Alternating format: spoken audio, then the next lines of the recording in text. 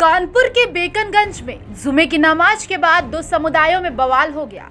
दोनों पक्षों के करीब 1000 लोग इकट्ठा हो गए और ईंट पत्थर चलने लगे। जिस वक्त ये सब हो रहा था उस वक्त बेकनगंज में 50 किलोमीटर दूर पर राष्ट्रपति रामनाथ कोविंद, पीएम नरेंद्र मोदी और सीएम योगी आदित्यनाथ मौजूद थे। फिलहाल इस वक्त मामला शांत है, लेकिन तनाव बरकरार है। फैक्ट्री, कारखानों से अपनी पहचान बनाने वाला कानपुर आमतौर पर शांत माना जाता है, लेकिन पिछले 30 साल में 6 बार सांप्रदायिक हिंसा के ऐसे मामले सामने आए जिससे लोग सहम गए। आइए उन्हीं 5 मामलों को जानते हैं।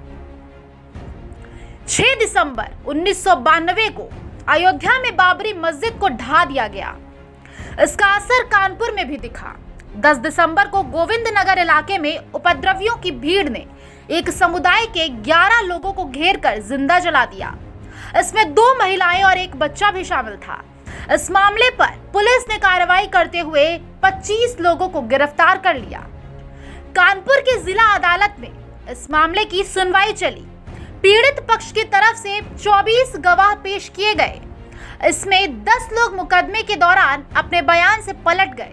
पुलिस ने कुछ ऐसे सबूत पेश किए जिससे साबित हुआ कि गिरफ्तार किए हुए लोग ही आगजनी, दंगा और हत्या के मामले में शामिल थे। अब आते हैं कि 15 साल केस चलने के बाद कानपुर के जिला और सत्र न्यायाधीश एसएम हसीब ने 22 अक्टूबर 2007 को इस मामले पर सजा का ऐलान किया। 15 लोगों को उम्र कैद की सजा सुनाई, 9 लोगों को बरी कर दिया, जबकि एक आरोपी की इस दौरान मौत हो गई थी। दोषियों की तरफ से वकील योगेश भसीन ने जिला अदालत के फैसले को हाईकोर्ट में चुनौती दी। दूसरी घटना, एडीएम वित्त सीपी पाठक की गोली मारकर हत्या। 16 मार्च 2001 परेड स्थित यतीम खाना चौराहे पर 2 समुदायों में विवाद हो गया।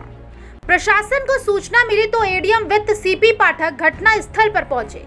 दोनों पक्षों को समझाने की कोशिश कर रहे थे, तभी पत्थरबाजी शुरू हो गई। नवीन मार्केट, परेड मुर्गा मार्केट और सोमदत्त प्लाजा के पास हिंसा भड़क गई।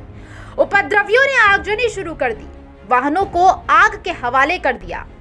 हिंसा रोकने के लिए सीपी पाठक लगातार भागते रहे। तभी सामने से एक गोली आई और उनके सीने में जा घुसी। सीपी पाठक की मौके पर ही मौत हो गई। इसके बाद पुलिस ने लाठीचार्ज शुरू कर दिया, आंसू गैस के गोले दागे। इस मामले में वासिक हैदर, मुमताज, हाजी अतीक, सफात रसूल, फाकिर और रेहान के खिलाफ मामला दर्ज किया गया। फाकिर और रेहान को छोड़कर चारों को गिरफ्तार कर लिया। 17 साल की न्यायिक लड़ाई के बाद 12 दिसंबर 2018 को जिला अदालत ने गिरफ्तार किए गए चारों आरोपियों को बरी कर दिया। वासिफ ने राज्य सरकार पर मानहानि का केस दाखिल करते हुए 15 करोड़ 1,23,240 रुपए का दावा ठोका। प्रशासन की तरफ से कोई हाजिर नहीं हुआ। कोर्ट में मामला अभी भी है। सीपी पाठक की हत्या किसने की, इस सवाल का जवाब नहीं मिल सका है। तीसरी घटना, चोरी के मामले में सांप्रदायिक हिंसा पर गई एक जान। 21 अगस्त 2014 को घाटमपुर तहसील के भीतर गांव के एक कारोबारी के घर चोरी करने घुसे गुड्डू तिवारी और गुड्डू पासी को रंगे हाथों पकड़ लिया गया। इसके बाद उन्हें बांधकर बुरी तरह से पीटा गया। हाथों में कील ठोक दी गई। मरणासन हालत में उन्हें पुलिस को सौंप दिया गया। पुलिस ने बिना कोई कार्रवाई किए दोनों को थाने से छोड़ दिया। घायल अवस्था में वो घर पहुंचे तो गांव वाले उग्र हो गए। करीब 500 की संख्या में लोग पहले भीतर गांव चौकी पहुंचे। चौकी इंचार्ज रामशंकर सरोज ने समझाने की कोशिश की, लेकिन भीड़ नहीं मानी और तोड़फोड़ शुरू कर दी। कस्बे की दुकानों को पहचान करके आग लगाई जाने लगी। लोगों को घरों से निकालकर पीटा जाने लगा। एजाज नाम के युवक की पीट कर हत्या कर दी गई। चौथी घटना, 1 अक्टूबर 2017 को जूही थाना क्षेत्र के परमपुरवा में मुहर्रम के मौके पर ताजिया निकाली गई। आखिरी वक्त में इसका रूट बदल दिया गया। इसे लेकर 2 बच्चे आपस में भिड़ गए। उसके बाद उनके माता पिता और फिर ये विवाद 2 समुदायों के बीच पहुंच गया। दोनों पक्षों के बीच पत्थर चलने लगे। धीरे धीरे हिंसा बढ़ी और आगजनी शुरू हो गई। 2 कारों और 4 मोटरसाइकिलों में आग लगा दी गई। अब आते हैं 5वीं घटना पर।